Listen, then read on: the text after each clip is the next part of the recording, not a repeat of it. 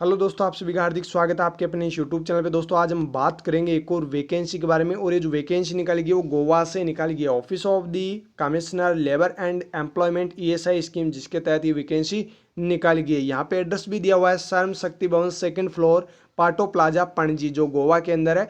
वहाँ से वैकेंसी निकाली गई और यहाँ पे स्टाफ नर्स की वैकेंसी निकाली गई है।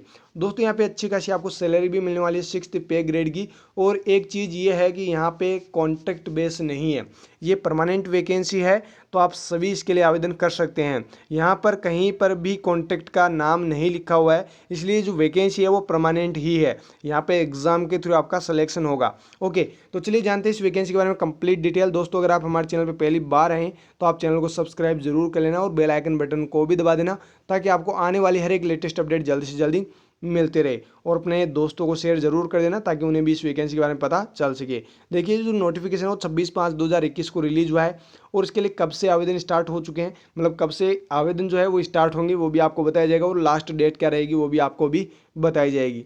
यहाँ पे देख सकते हो आप, इस जो commissioner labour and employment ESI scheme है, जो पंचदीप भवन सेकंड फ्लोर के अंदर पाटो पणजी के अंदर, वहाँ से ये वैकेंसी निकाली गई, नोटिफिकेशन रिलीज किया गया है। ओके, आगे देखिए यहाँ पे जो पंचदीप भवन वगैरह जो भी है, यहाँ पे ये जो कंप्लीट डिटेल है वो दे रखा है, मतलब कंप्लीट एड्रेस आपको यहाँ पे दे रखा है।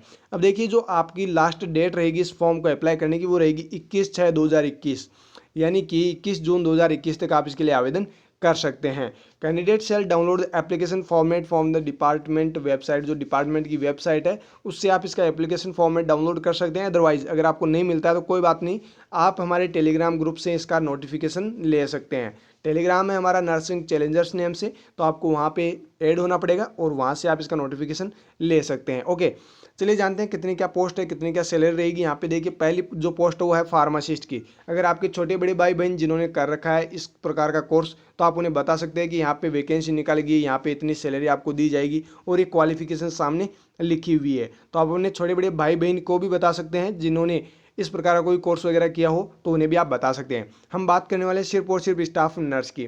देखिए यहाँ पे स्टाफ नर्स की कितनी पोस्ट है। टोटल पोस्ट की बात करें तो यहाँ पे 30 यानी 30 पोस्ट निकाली गई है। एसटी की 4 पोस्ट है, ओबीसी की 7 पोस्ट है, जनरल की 15 पोस्ट है, ईडब्ल्यूएस की 3 पोस्ट है, जो एक्स सर्विसमैन है उनकी 1 पोस्ट है।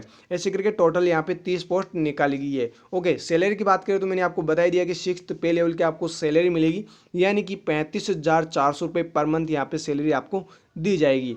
बात करें इसेंशियल क्वालिफिकेशन की या फिर एजुकेशनल क्वालिफिकेशन की, तो यहाँ पे देखिए जीएनएम जिन्होंने कर रखा है, यानी कि certificate in nursing from recognised institute, किसी भी रिकॉग्नाइज्ड इंस्टीट्यूट से अगर आपने नर्सिंग में सर्टिफिकेट कर रखा है तो आप इसके लिए आवेदन कर सकते हैं। आगे देखिए सर्टिफिकेट इन मिडवाइफरी या special training for male nurse for 6 month duration Fehling विच, यानी कि अगर आपने 6 महीने का कोई किसी प्रकार का स्पेशल नर्सिंग के लिए आपने ट्रेनिंग वगैरह कर रखी है, या फिर आपने सर्टिफिकेट मिडवाइफरी कर रखा है, मतलब जीएनएम आपने कर रखी है, तो आप इसके लिए आवेदन कर सकते हैं। साथ में देखिए बीएससी नर्सिंग के स्टूडेंट्स वो भी इसके लिए आवेदन कर सकते हैं। पोस्ट बेसिक बीएससी नर्सिंग के स्टूडेंट्स भी इसके लिए आवेदन कर सकते हैं। ओके, आगे देखिए registration certificate as registered nurse, आपका रजिस्ट्रेशन सर्टिफिकेट आपके पास में होना चाहिए एज ए रजिस्टर्ड नर्स या फिर रजिस्टर्ड मिडवाइफ। आरएन और आरएन नंबर आपके पास में होने चाहिए, यही तो होता है आपका रजिस्ट्रेशन सर्टिफिकेट के अंदर। ओके, स्टेट काउंसिल, जो स्टेट काउंसिल है यानी कि गोवा का स्टेट काउंसिल जो है वो माना जाएगा।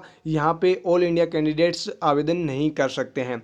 आगे देखिए नॉलेज ऑफ कोंकणी, कोंकणी भाषा का आपको नॉलेज होना चाहिए। साथ में यहाँ पे डिजायरेबल भी दिया हुआ है, ये जो मराठी लैंग्वेज है वो तो आपको आनी ही आनी चाहिए। ओके, यहाँ पे ये चीज़ आप अभी देख लेना, आप मतलब जो भी गोवा से बिलोंग करते हैं उनको मराठी लैंग्वेज आनी चाहिए और कोंकणी भाषा का नॉलेज होना चाहिए। अगर आपके पास इतनी प्रकार की है, मतलब आपको ये भाषाएं वगैरह आती है, तो आप आवेदन कर सकते हैं। साथ में एक जो शर्त और रखी गई है वो ये है कि 15 साल का आपके पास में वहाँ का रेजिडेंशियल सर्टिफिकेट भी होना चाहिए, तभी आप इसके लिए आवेदन कर पाएंगे। जितनी भी पोस्ट है सभी के लिए यहाँ पे सिर्फ और सिर्फ गोवा के कैंडिडेट्स ही आवेदन कर सकते हैं। देखिए यहाँ पे एलडीसी की भी पोस्ट है, यहाँ पे जूनियर स्टेनोग्राफर की भी पोस्ट है, एमटीएस की भी है। इनके लिए अलग अलग क्वालिफिकेशन है, आप अपने छोटे बड़े भाई बहन को बता सकते हैं। बात करें एज की तो 45 साल से ज़्यादा नहीं होनी चाहिए। बाकी जो भी रिलैक्सेशन वगैरह है वो गवर्नमेंट के रूल के अकॉर्डिंग आपको मिल जाएगा, लेकिन यहाँ पे 45 साल से ज़्यादा आपकी एज नहीं होनी चाहिए।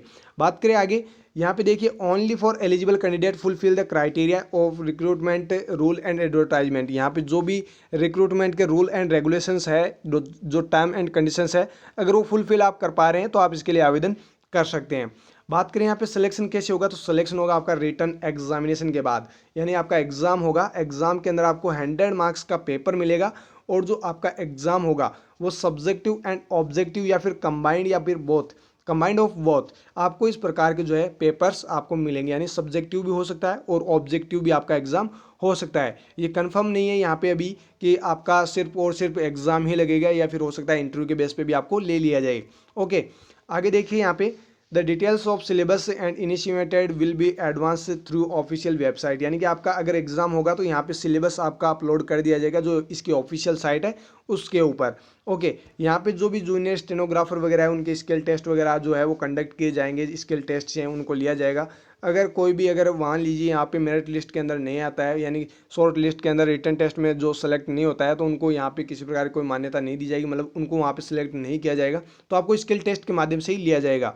Okay, separate application form should be submitted form different post, अगर आप अलग अलग पोस्ट के लिए अप्लाई कर रहे हैं तो आप अलग अलग जो है एप्लीकेशन फॉर्म आप सेंड जरूर कीजिएगा। ओके, ऑफलाइन फॉर्म है, यानी कि आपको डाक के थ्रू या फिर जो पोस्ट ऑफिस है उसके थ्रू आपको भेजना होगा। Okay, application received after the prescribed date will be rejected, अगर आप डेट से बाद में, मतलब 26 जून जो लास्ट डेट आपको बताई गई है उसके बाद में अगर आप भेज रहे हैं तो रिजेक्ट हो जाएगा। साथ में जो मैं आपको बता रहा था कि 15 साल का यहाँ पे रहना ज़रूरी है, मतलब गोवा में अगर आप 15 साल तक रहे हैं तो ही आप इसके लिए आवेदन कर सकते हैं, अदरवाइज कोई भी यहाँ पे आवेदन नहीं कर सकता है, भले ही चाहे वो गोवा के अंदर ही क्यों नहीं रह रहा हो। ओके, तो 15 साल का यहाँ पे रेजिडेंशियल सर्टिफिकेट आपके पास में होना चाहिए, जो भी गवर्नमेंट है वहाँ की उसके थ्रू जो बनता है आपका मूल निवास प्रमाण पत्र, वो आपके पास में 15 साल का होना ही होना चाहिए। बाकी यहाँ पे आप और पढ़ लेना, पीडीएफ के अंदर आपको कंप्लीट डिटेल मिल जाएगी। आगे देखिए यहाँ पे जो कैंडिडेट है अगर ऑलरेडी किसी गवर्नमेंट सर्विस के अंदर है तो उसको एनओसी लगाने की ज़रूरत है, नो ऑब्जेक्शन सर्टिफिकेट आपको लगाना पड़ेगा। ओके, आगे देखिए ये जो भी है आप पढ़ते रहना, यहाँ पे जो लास्ट डेट वहीं दे रखी है, बाकी आप पढ़ते रहना।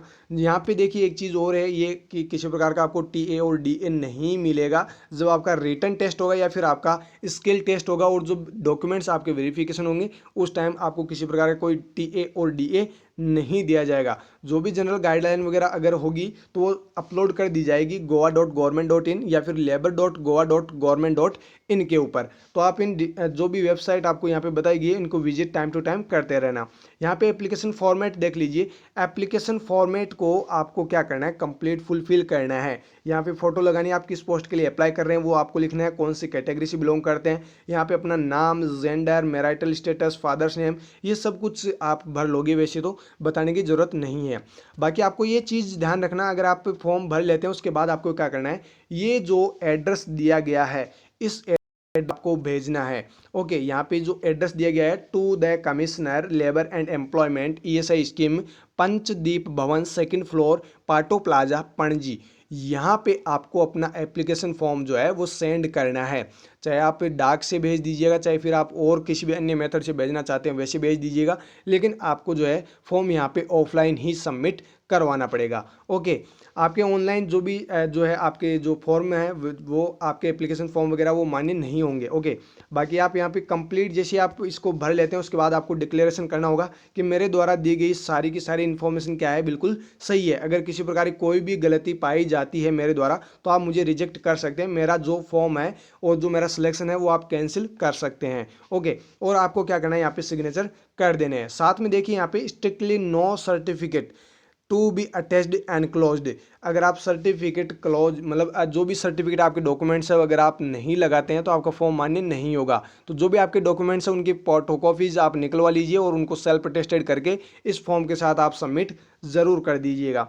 जनरल कुछ गाइडलाइंस दी हुई है, यहाँ पे वही चीज़ें हैं कि यहाँ पे जो goa.gov.in है, यहाँ पे आपको जो है ऑफिशियल वेबसाइट है, वहाँ पे आपको सारी की सारी इन्फॉर्मेशन मिलती रहेगी। आगे है जो भी फाइनल डिटेल है यहाँ पे एडवर्टाइजमेंट की, वैकेंसीज की जितनी यहाँ पे बताई गई है उनमें किसी भी प्रकार का चेंजेस करना होगा तो वो कर सकते हैं, इनके पास क्या है राइट्स है। ओके, और बात करते हैं कब से कब तक आप यहाँ पे फॉर्म भर सकते हैं। 1 तारीख से 1 जून से आपको फॉर्म फिलअप करने हैं और 21 जून तक आप इसके लिए आवेदन कर सकते हैं। इसके बाद आपके आवेदन नहीं लिए जाएंगे। ओके, 21/6/2021 इसकी क्या है, लास्ट डेट है।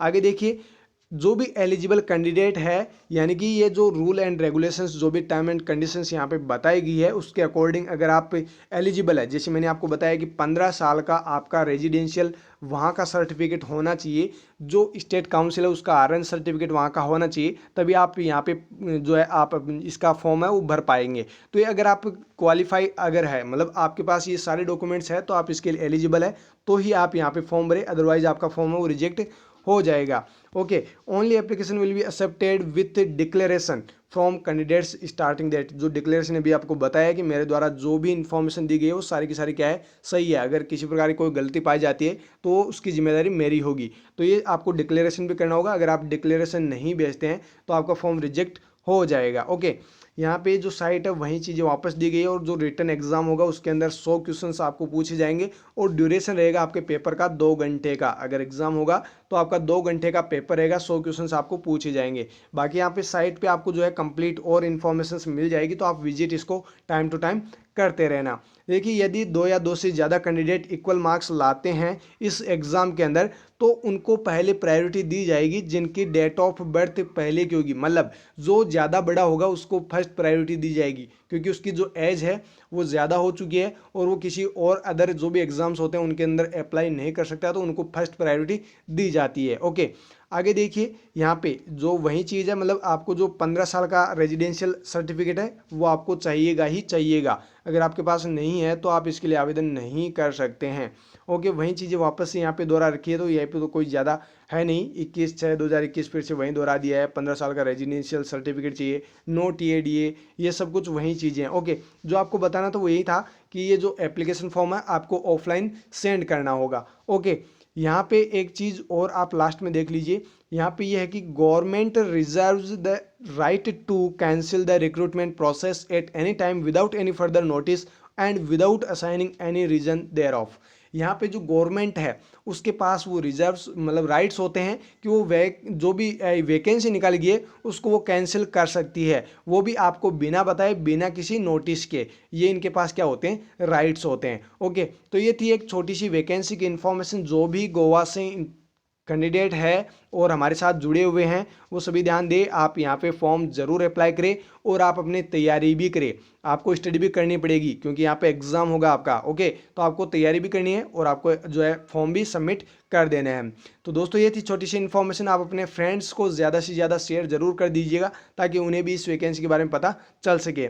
फिर मिलेंगे दोस्तों नई वीडियो के साथ, तब तक आप हमारे साथ बने रहिएगा। Thank you so very much.